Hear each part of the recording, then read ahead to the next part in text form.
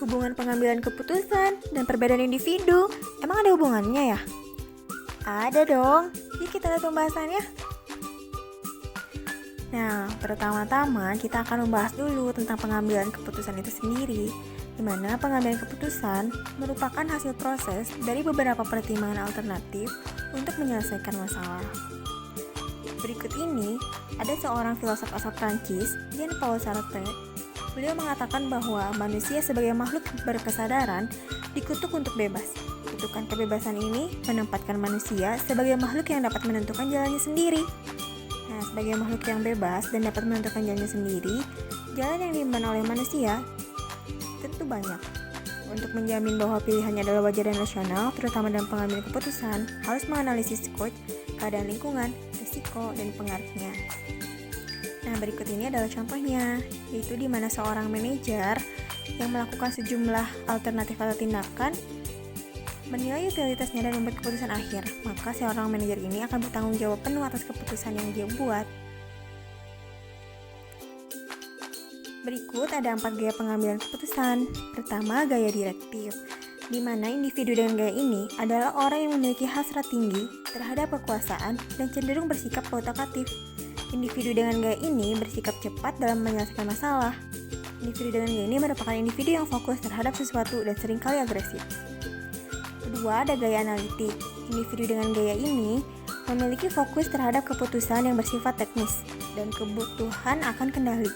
Mereka tidak cepat dalam pengambilan keputusan. Mereka menikmati keberagaman dan lebih menyukai laporan tertulis.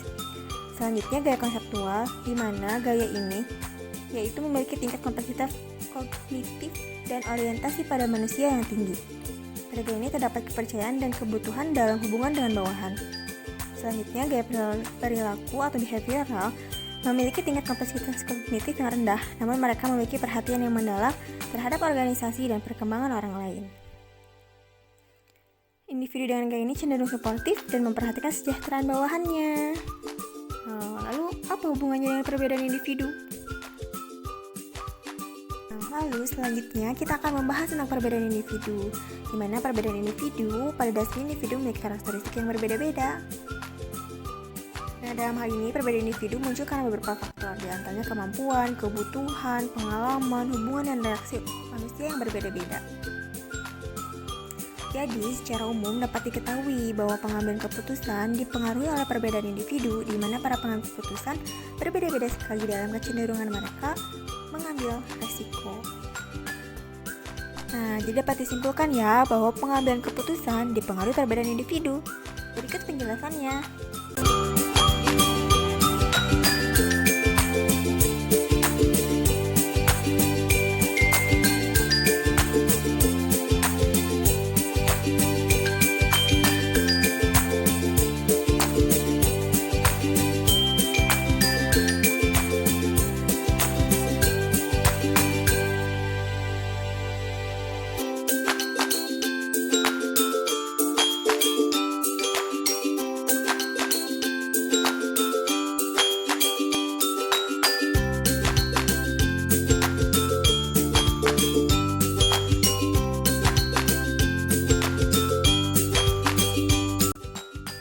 Berikut akan saya lampirkan juga tentang studi kasusnya.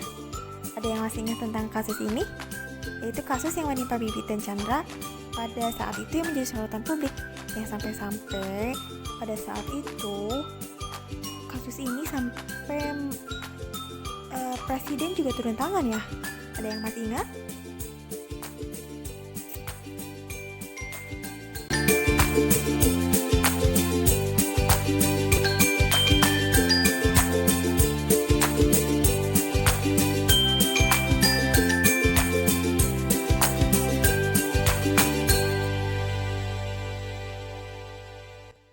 Nah, seperti itulah penjelasannya. Semoga bermanfaat ya, walaupun hanya sedikit.